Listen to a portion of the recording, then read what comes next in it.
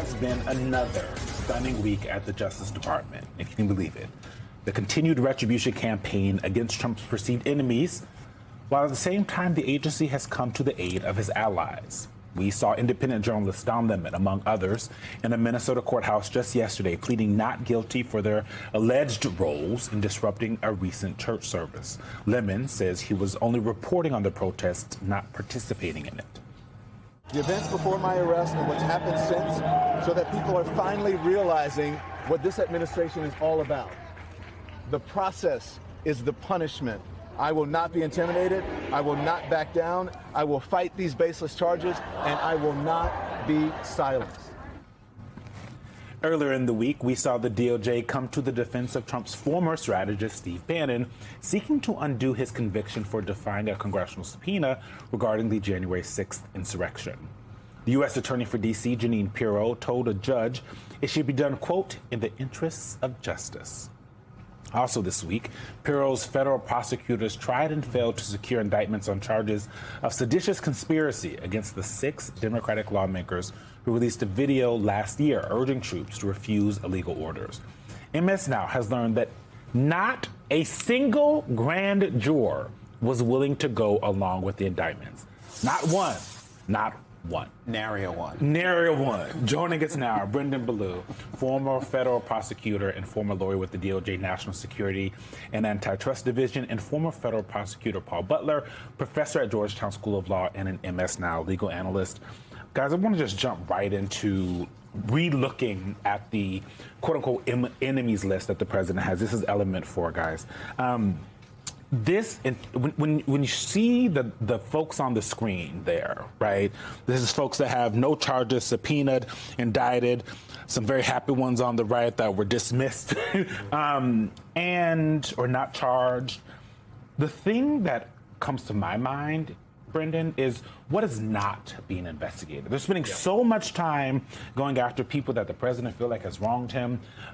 The DOJ is a really important institution. You guys do important work, right? Yep. What are the things that are not being investigated? At the same time that the president is prosecuting or investigating his political enemies, he is essentially dismantling the infrastructure for going after rich criminals. Mm-hmm. So you look at the fact that they dismantled the Klepto Capture Task Force, which went after Russian oligarchs, the Crypto Task Force, which went after crypto scammers.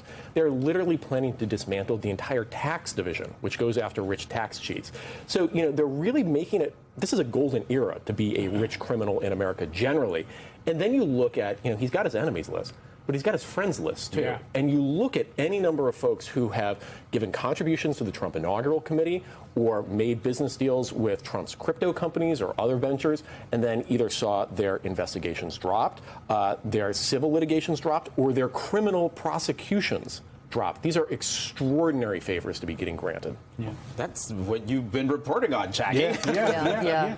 That hopefully this will become, at least Dem leaders are hoping that this is going to be the target for investigations, especially in an era when the White House is most likely not going to engage with Democrats if they do get back subpoena power and take back the House next year. Yeah, and if I can add just one thing really briefly to that, if Democrats take power in the fall, they're going to be able to do investigations. But that's not a prosecution. That's not a litigation. Right. And in a world where the Department of Justice is not willing to go after rich criminals, one thing that needs to happen is state AGs and individual civil litigants need to be doing the work that the Department of Justice refuses to do right now. Well, what are they allowed to just pick up the pieces like that? How does that work? Yeah, so, the AGs, there were great cases in the first Trump administration about how they have standing under the Domestic and Foreign Emoluments Clause, individual litigants, for instance. You have folks that had their cases dropped that owed millions of dollars, tens of millions of dollars to their victims, right?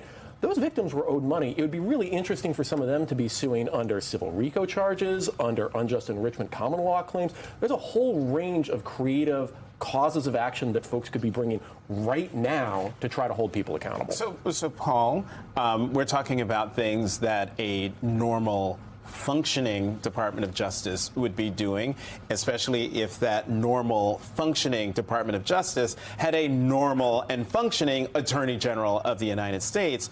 And instead, we get this. This is Attorney General Pam Bondi's response to a question about how many Epstein accomplices have been indicted. And here's her response. Ciao.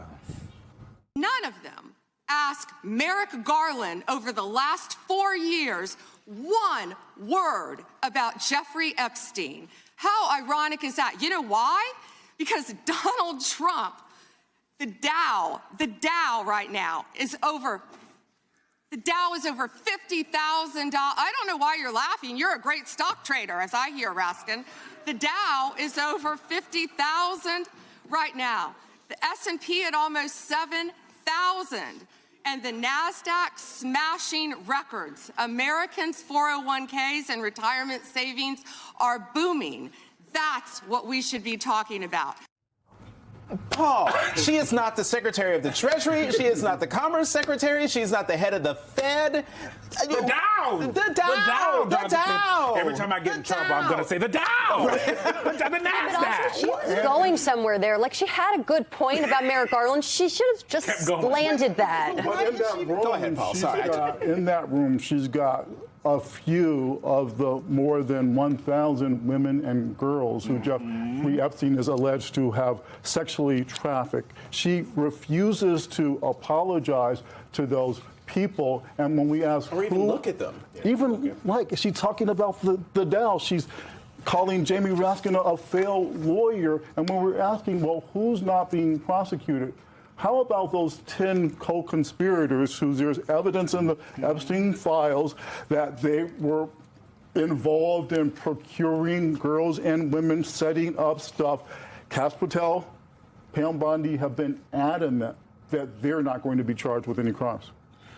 I want to keep digging at the Pam Bondi of it all, because this is also her in the congressional hearing over and over coming to